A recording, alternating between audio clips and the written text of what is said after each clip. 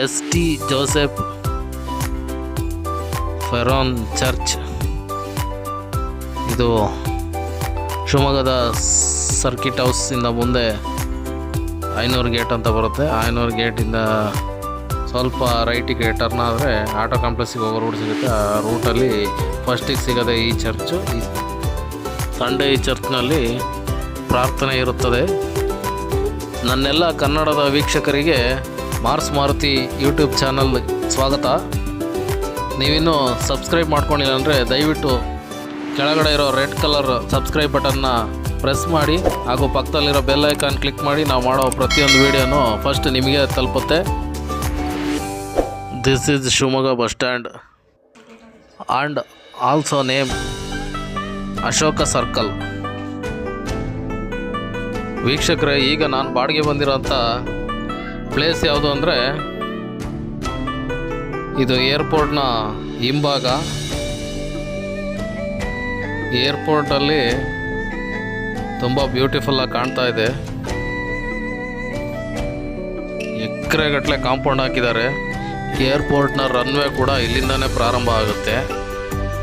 ಈಗ ಇಲ್ಲೊಂದು ರಸ್ತೆ ಬರುತ್ತೆ ನೋಡಿ. ಈ ರಸ್ತೆ ಏರ್ಪೋರ್ಟ್ನ ಹಿಂದ್ಗಡೆಯಿಂದ ಬರುತ್ತೆ. ಈ ರಸ್ತೆ ಎಲ್ಲಿಗೆ ಎಂಟ್ರಿ ಆಗುತ್ತೆ ಅಂದರೆ ಮತ್ತೆ ಈಗ ಇಲ್ಲಿಂದ ಒಂದು ಸ್ಕೂಲ್ ವ್ಯಾನ್ ಬರ್ತಾ ಇದೆ.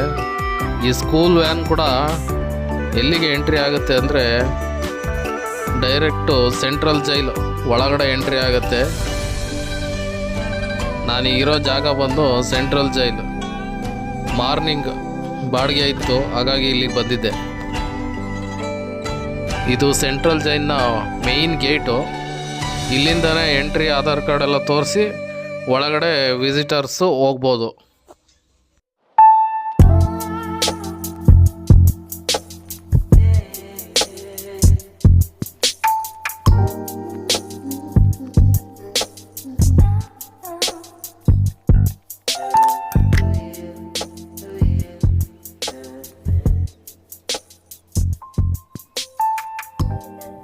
ಮುಂದೆ ಕಾಣ್ತಾ ಇರೋದೆಲ್ಲ ಇಂಡಸ್ಟ್ರಿಯಲ್ ಏರಿಯಾ ಮಾಚನಹಳ್ಳಿ. ಅದು ಕೂಡ ಇಲ್ಲಿಂದನೇ ಕಾಣುತ್ತೆ.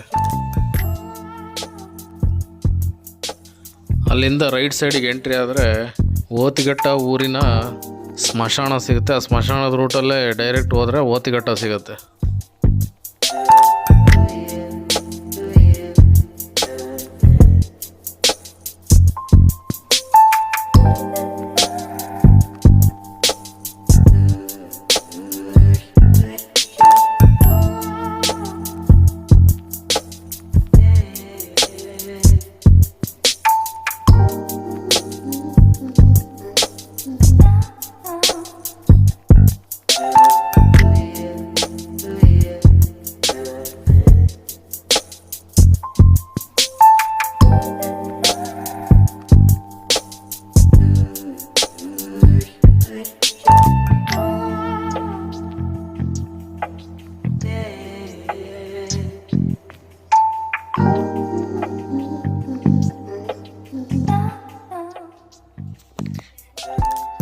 ಈ ಕೆರೆ ಏನು ಕಾಣ್ತಾ ಇದೆಯಲ್ಲ, ಇದು ಓತಿಘಟ್ಟ ಊರಿನ ಕೆರೆ.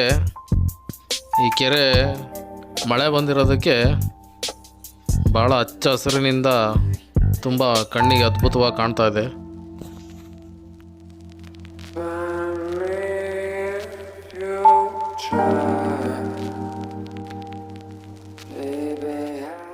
ಈ ಜಾಗ ಬಂದು ಶ್ರೀ ಸಾಯಿ ರೆಸಿಡೆನ್ಸಿ ಅಂತ ರೆಸಿಡೆನ್ಷಿಯಲ್ ಸೈಟ್ಗಳು ಅವೈಲೇಬಲ್ ಇದೆ.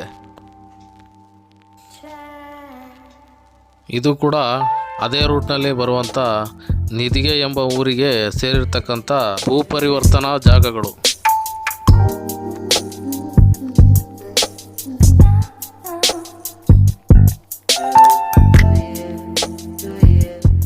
Welcome to food special. ಇವತ್ತು ನಮ್ಮ ಮನೆಯೆಲ್ಲ ಹೆಣ್ಮಕ್ಳು ಸೇರಿಕೊಂಡು ವೆಜ್ ಮೊಮೋಸ್ ಮಾಡಿದ್ದಾರೆ. ಎಲ್ಲ ಅವರ ಈ ಮೊಮೋಸ್ ಮಾಡಿರ್ತಕ್ಕಂಥ ಯಾವುದೇ ವಿಡಿಯೋಗಳನ್ನು ಅವರು ಮಾಡಿಲ್ಲ. ಹಾಗಾಗಿ ಇದನ್ನು ಫುಡ್ ರೆಸಿಪಿಗೆ ಹಾಕೋಕ್ಕೆ ಆಗೋದಿಲ್ಲ.